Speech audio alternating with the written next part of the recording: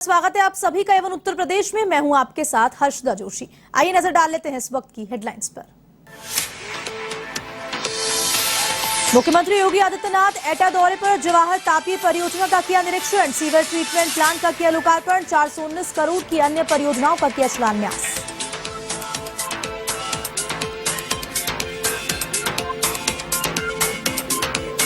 BJP नेता पशुपति नाथ की हत्या के आरोपी 2 बदमाशों की पुलिस से मुठभेड़। दोनों बदमाशों के पैरों में लगी गोली। पुलिस पर फायरिंग कर फायर होने की कर रहे थे कोशिश।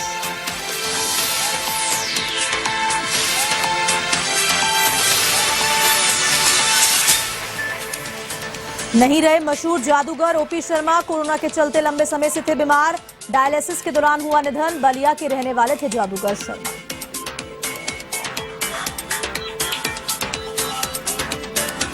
जालौन में दर्दनाक हादसा। 2 चचेरी बहनों की नाले में डूबने से हुई मौत। छोटी बहन को बचाने के चक्कर में बड़ी बहन की भी डूबने से हुई मौत।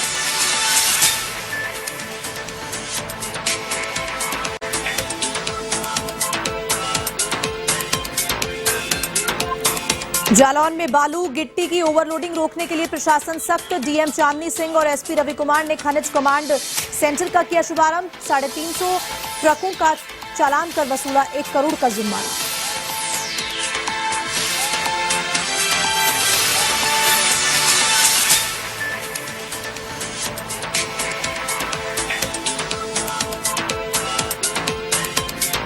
खबरें विस्तार से।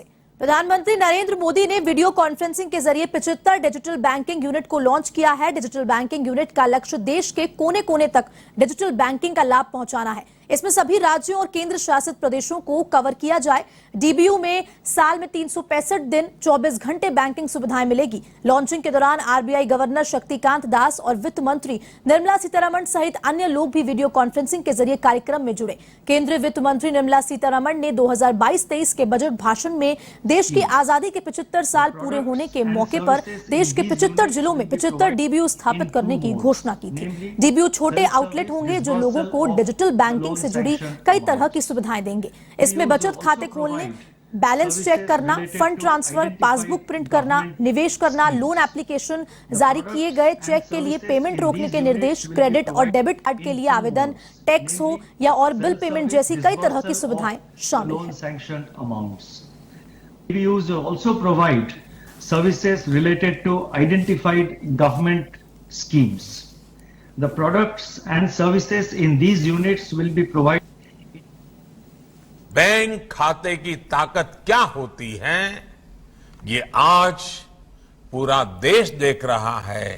मेरा देश का सामान्य से सामान्य नागरिक अनुभव कर रहा है।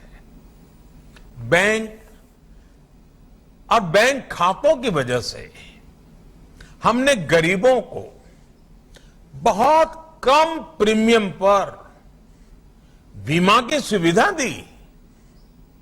बैंक खातों की ताकत से जुड़ने के बाद गरीबों को बिना गारंटी लोन मिलने का रास्ता खुल गया। बैंक अकाउंट होने की वजह से गरीब लाभार्थियों तक सब्सिडी का पैसा सीधे उनके खाते में पहुंचा।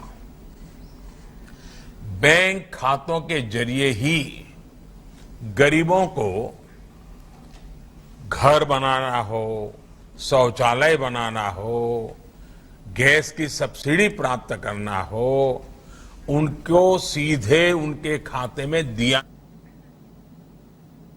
यूपी के मुख्यमंत्री योगी आदित्यनाथ रविवार को एटा दौरे पर रहे। यहां सीएम योगी आदित्यनाथ ने जवाहर तापीय परियोजना का निरीक्षण किया।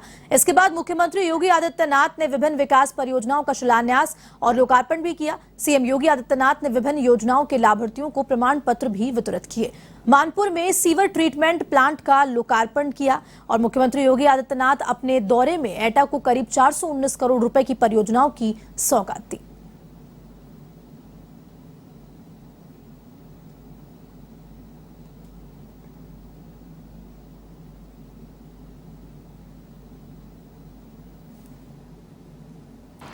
भाइयों बहनों, एटा की एक पहचान, कोई सोचता था कि एटा में भी मेडिकल कॉलेज होगा, लेकिन आज आपके जनपद में जहां मेडिकल कॉलेज के निर्माण का कार्यक्रम भी अंतिम चरणों में चल रहा है, वहीं एटा के जलेसर में बनने वाले जो घंटे हैं, ये पूरे देश और दुनिया के अंदर हर धार्मिक अनुष्ठान में जब बजते हैं तो एटा और जलेसर का स्मरण हर व्यक्ति कर पाता है। बिना यहां की घंटी बजे तो कोई अनुष्ठान पूरा होता ही नहीं है। और मैं भी देख रहा था, वन डिस्ट्रिक्ट वन प्रोडक्ट में हम लोगों ने एटा के साथ इन सभी कार्यक्रमों को भी जोड़ा हुआ है। मुझे बताया गया कि अयोध्या में भगवान राम के भव्य मंदिर निर्माण कार्यक्रम के बाद एटा में एक भव्य घंटा बज रहा है मंदिर पे लगाने के लिए, जो अयोध्या में राम जन्मभूमि के अंदर बज सके और पूरे प्रदेश और पूरे देश के अंदर सनातन हिंदू धर्म के डंके को दुनिया के अंदर पहुंचाने का काम इसकी आवाज करे।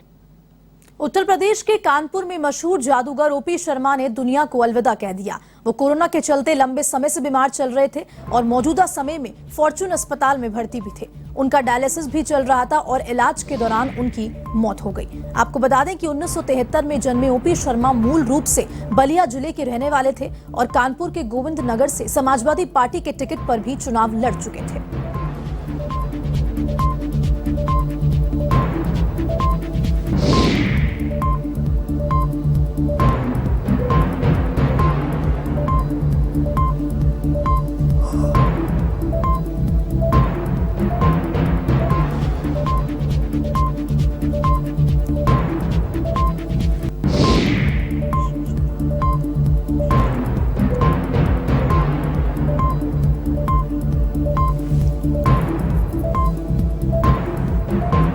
बता दें कि जादूगर ओपी शर्मा का निधन हो गया है। लंबे समय से बीमार चल रहे थे, फॉर्च्यून हॉस्पिटल में भर्ती थे, लेकिन उन्होंने अंतिम सांस ली। यूपी के कानपुर में ली उन्होंने अंतिम सांस।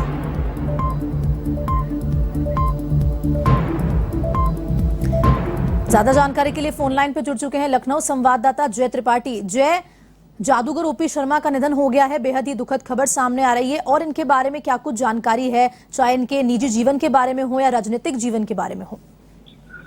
जी हर्ष, तब बिल्कुल आपको बताना चाहेंगे कि जिस तरीके से देश विदेश की मानी हस्ती थे महान जादूगर ओपी शर्मा का निधन हो गया है। आपको बताएं कि ये मूलतः अगर हम बात करें तो ये बलिया के रहने वाले थे, लेकिन वर्तमान की बात करें तो गोविंद नगर के बर्रा 2 कानपुर के ये निवासी थे। समय वहीं उनका आवास था, वहीं पर रह रहे थे। भूतनाथ के आपको बता दें, इनका जो बंगला था वो कहीं ना कहीं भूत बंगले के नाम से बहुत ही कानपुर में प्रसिद्ध है।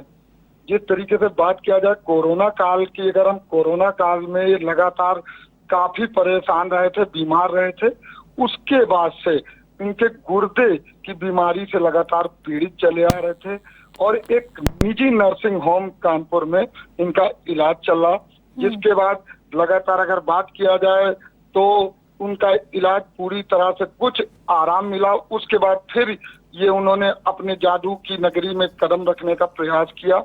जिस तरीके से बात किया, जिस समय अभी इन्होंने वर्तमान में ओपी शर्मा मेरठ में शो कर रहे थे, घटना की जानकारी के अनुसार कानपुर से वो निकल चुके थे, लेकिन इस तरीके का एक बड़ा हादसा हुआ और उनको कहीं ना कहीं आज मृत्यु हो गई, जिसका बड़ा ही दुख है। आपको बता दें कि एक भरा पूरा परिवार अपने पीछे छोड़ के गए हैं, जिसमें उनका मंझला बेटा है जो कि कानपुर में आपको बता दें कि जूनियर ऑफिस शर्मा के नाम से बड़ा ही प्रसिद्ध है।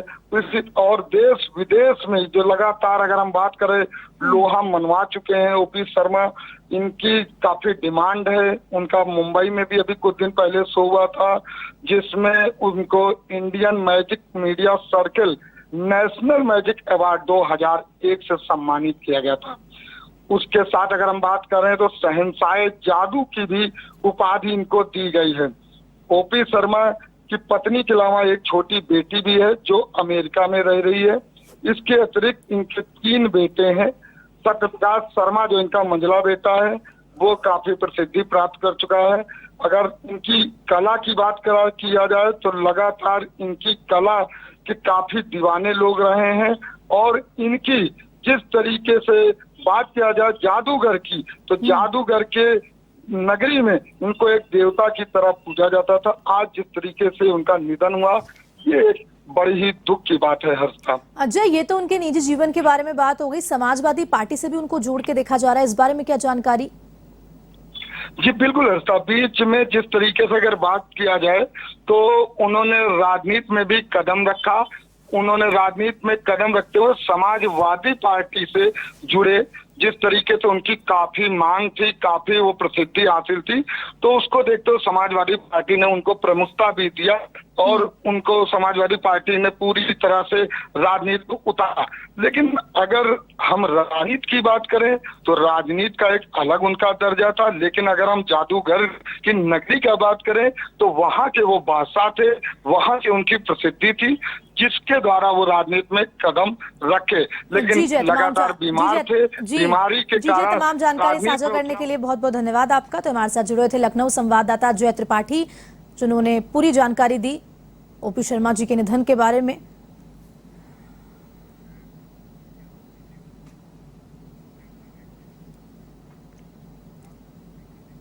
बढ़ते हैं अगली खबर की ओर। जगत गुरु भगवान शंकराचार्य स्वामी निश्चलानंद सरस्वती के कानपुर आगमन को लेकर भक्तों में काफी उत्साह का माहौल देखने को मिला।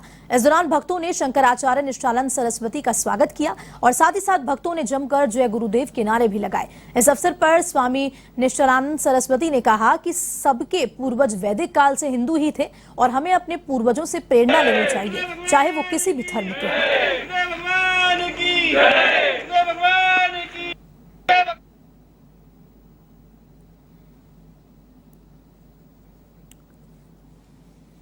हिंदुओं के अस्तित्व और देश की सुरक्षा और अखंडता के लिए कटिबद्धता, सुसंस्कृत, सुशिक्षित, सुरक्षित, संपन्न, सेवापरायण, स्वस्थ, सर्वताप्रद व्यक्ति और समाज की संरचना के लिए कटिबद्धता। पूर्ण काशी ही शिवलिंग है, वहाँ किसी अन्य की दाल नहीं गलनी। वाराणसी में बीजेपी नेता पशुपति नाथ सिंह की हत्या में वांछित 2 बदमाशों की सिगरा पुलिस और क्राइम ब्रांच से मुठभेड़ हो गई। दोनों बदमाशों को पैर में गोली लगी है। घायल बदमाशों को अस्पताल में भर्ती कराया गया।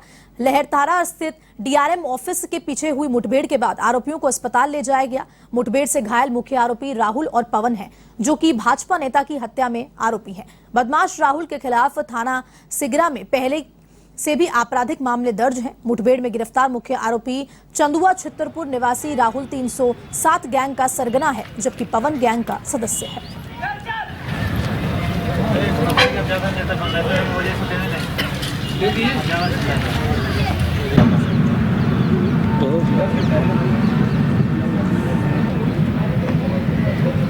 बहराइच के मोहल्ला सलारगंज के सोते समय अधिवक्ता की धारदार हथियार से गला रेत कर हत्या कर दी गई। मोहल्ला जमील नगर में हुई इस वारदात से इलाके में हड़कंप मच गया। तो वहीं घटना की सूचना पाकर पहुंचे पुलिस अधीक्षक केशव कुमार चौधरी ने घटनास्थल पर निरीक्षण किया। साथ ही मौके से साक्ष्य भी उठाए गए। फिलहाल पुलिस मामले की जांच कर रही है।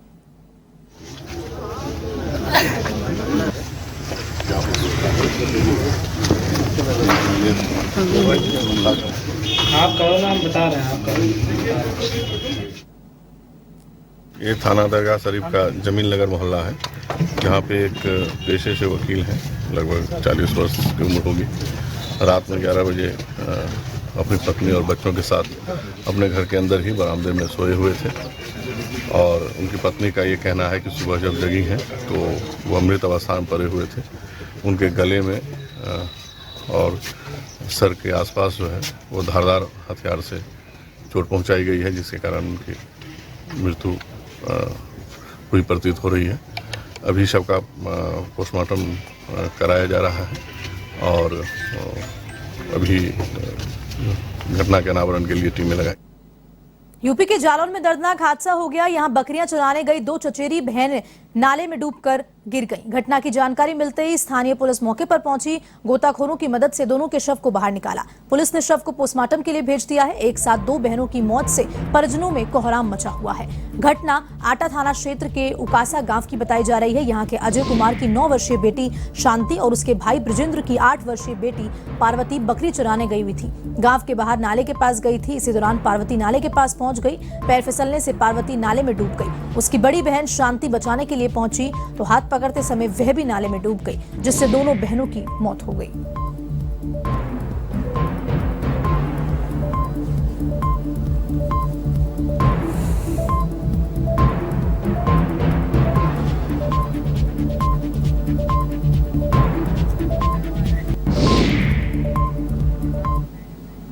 उत्तर प्रदेश में पीईटी परीक्षा में स्पेशल टास्क फोर्स और स्थानीय पुलिस ने सलावर गैंग के सदस्यों पर बड़ी कार्रवाई की है। इसी के तहत बिजनौर के राजकीय पॉलिटेक्निक कॉलेज में पीईटी परीक्षा की दूसरी पारी के दौरान पुलिस ने बिहार निवासी विशाल को दूसरे व्यक्ति के एडमिट कार्ड पर परीक्षा देते पकड़ा है। पुलिस पूछताछ में पकड़े गए सालवर ने बताया कि विवेक राठी नाम के युवक ने ब्रिजेश नाम के व्यक्ति का पेपर दिलाने के लिए उससे संपर्क किया था। ऐसे में पुलिस ने विशाल, विवेक राठी और ब्रिजेश के खिलाफ विभिन्न धाराओं में मुकदमा दर्ज कर लिया।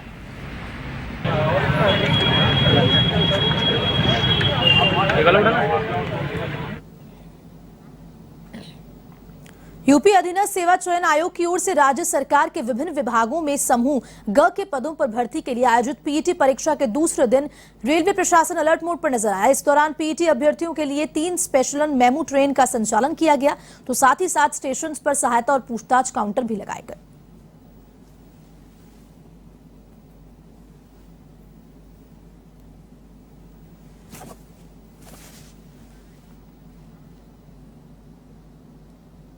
उत्तर प्रदेश के जालौर में बालू गिट्टी की ओवरलोडिंग की रोकथाम के लिए जिला प्रशासन ने बड़ा कदम उठाया है।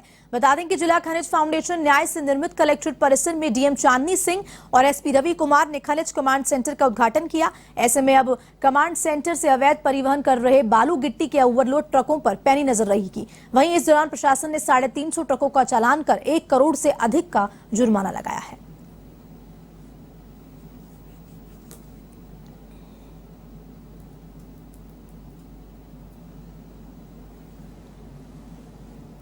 गेट का शुभारंभ किया है और उद्देश्य यही है कि जनपद में जो भी खनन हो रहा है उस पर और अच्छी निगरानी हम रख सकें उसके परिवहन पर, और सभी लोग नियमों का अनुपालन करें, ये हम चाहते हैं, हमारा प्रयास रहेगा। तो अच्छी बात ये है कि ये जो चेक गेट है इसके लगने के बाद यहाँ पे 1 महीने के अंदर 311 नोटिस भी जा चुके हैं।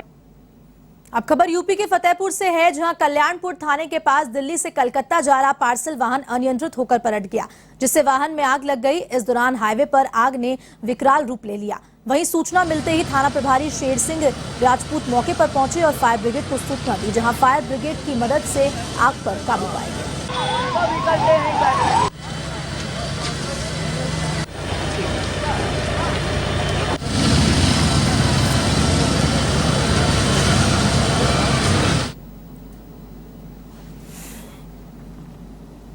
अब खबर यूपी के सीतापुर से है, जहां हरगांव लहरपुर मार्ग पर संचालित अस्पताल को लेकर वायरल हो रही खबरों का स्वंत संज्ञान लेकर मुख्य चिकित्सा अधिकारी डॉक्टर मधु गौरला ने एसएमईओ सुरेंद्र शाही एवं कोऑर्डिनेटर वीरेंद्र गुप्ता को स्थलीय निरीक्षण का आदेश दिया है। इसी के चलते एसीएमओ डॉक्टर सुरेंद्र शाही ने हरगांव सीएचसी अधीक्षक नितेश वर्मा के साथ सनसाइन अस्पताल पर छापा मारा। इस दौरान अस्पताल बंद कर डॉक्टर सहित स्टाफ फरार हो गया। तो वहीं डॉक्टर सुरेंद्र शाही ने अस्पताल सीज करने की कार्रवाई करते हुए नोटिस चस्पा किया। इसके अलावा एसीएमओ ने विनायक अस्पताल पर भी छापेमारी की है।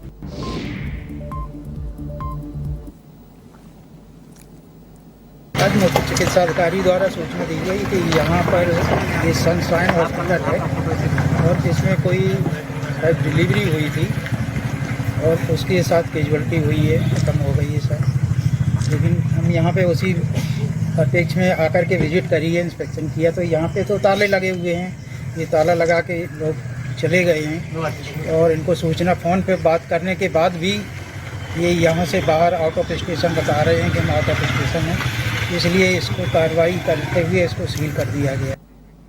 फिलहाल के लिए उत्तर प्रदेश में इतना ही। देश दुनिया की तमाम खबरों के लिए आप देखते रहिए A1 TV। नमस्कार।